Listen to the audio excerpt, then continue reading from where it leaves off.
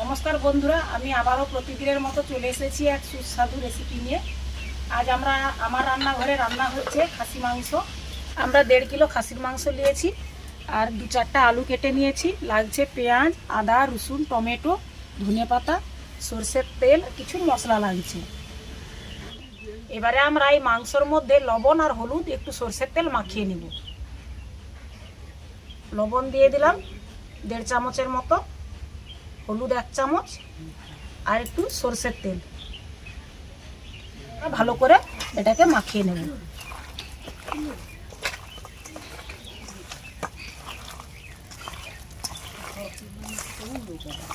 আর আলুগুলোতে একটু লবণ হলুদ মাখিয়ে নেব।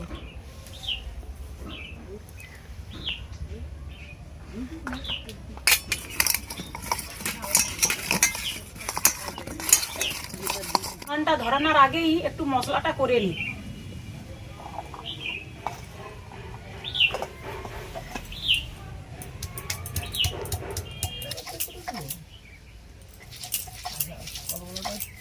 তা বন্ধুরা, আমার মশলা কিন্তু বাটা হয়ে গেছে।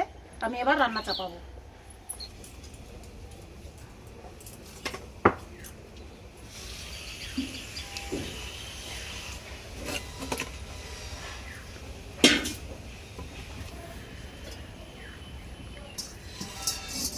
আমার কড়াটা গরম হয়ে গেছে, আমি একটু তেল দিয়ে দিচ্ছি। এই তেলের মধ্যে আমি আলুটা একটু ভেজে নেব।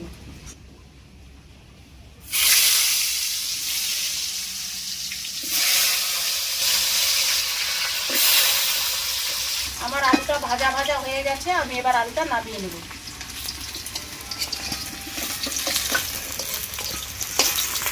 আবারও এই কড়াইয়ের মধ্যে আরও একটু পরিমাণে বেশি করে তেল দিয়ে দিব।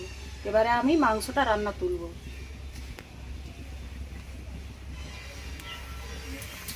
এবারে তেলের মধ্যে গোটা গরম মশলা দিয়ে দিব আর 2-3টে তেজপাতা দিয়ে দিব। এর মধ্যে আমরা পেঁয়াজটা দেব।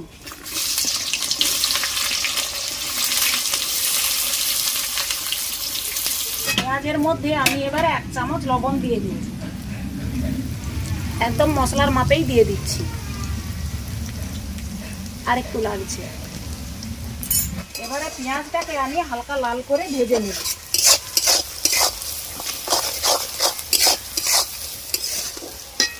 আমার পেঁয়াজটা হালকা লালভাবে ভাজা হয়ে গেছে। আমি এর মধ্যে এবার আদা রসুন দেব।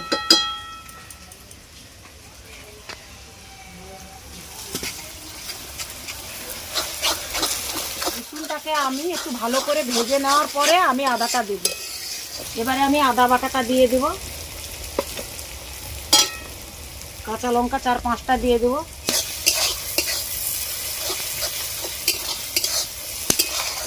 রসুন ভাজা হয়ে গেছে আমার ভালোভাবে। এর মধ্যে টমেটো দিয়ে দেব।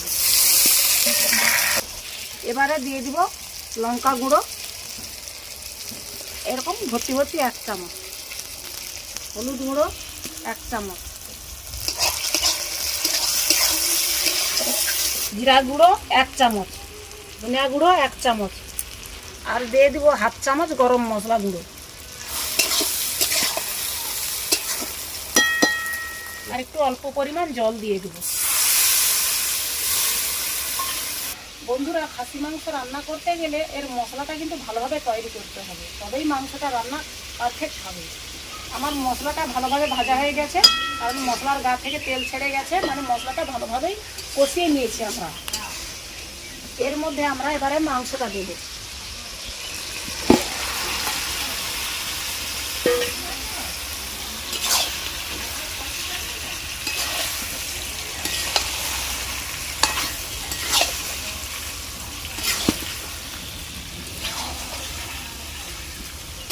বন্ধুরা, এই খাসি মাংসকে ঢাকা দিয়ে দিয়ে আমি 10-15 মিনিট কষিয়ে নেব।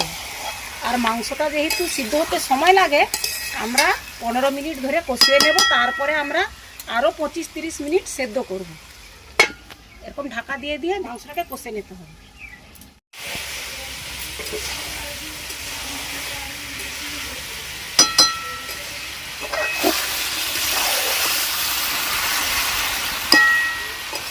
আমার মাংসটা ভালোভাবে কষিয়ে নিয়েছি, এবার আমি জল দিয়ে দেব। এবারে আমি আলুগুলো দিয়ে দেবো।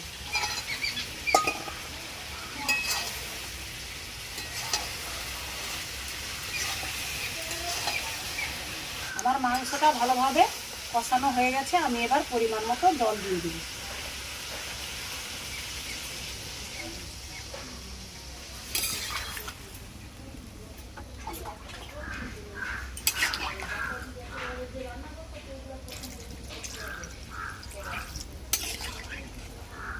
মাংসের মধ্যে জল দেওয়ার পরে আমরা 25 মিনিট বা 30 মিনিটও লাগতে পারে সিদ্ধ হতে, ওই অত টাইম ধরে ফুটিয়ে নেব তরকারি। আর জ্বালানিটা খুব বেশি দেওয়ার দরকার নেই, মাঝারি টাইপের থাকলেই চলবে। আমার কিন্তু খাসির মাংস রান্নাটা কমপ্লিট হয়ে গেছে। এবারে আমি কড়াটা নামিয়ে নেব। তার আগে আমি ধনেপাতা দিয়ে দিচ্ছি,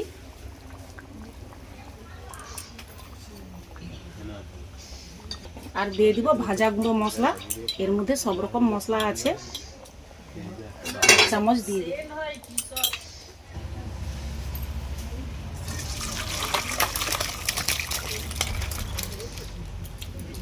তো বন্ধুরা, আমার মাংস রান্নাটা কমপ্লিট হয়ে গেছে। আর আমি কিন্তু আগেই ভাত আর একটু ভাজা একটা তরকারি করে নিয়েছি। তো এবারে চলো আমরা সবাই খেতে বসবো। গরম থাকাই ভালো, দেখি ঠান্ডা হলে বলবে ঠান্ডা হবে।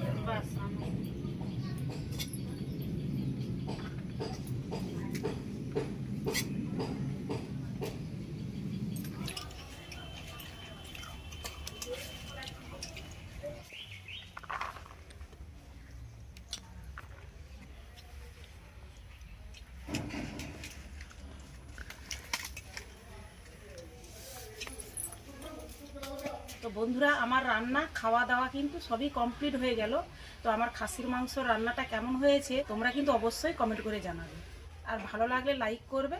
তো আমি আবারও আসছি তোমাদের সঙ্গে দেখা করতে, আবার একটি পরের মজাদার ভিডিও নিয়ে।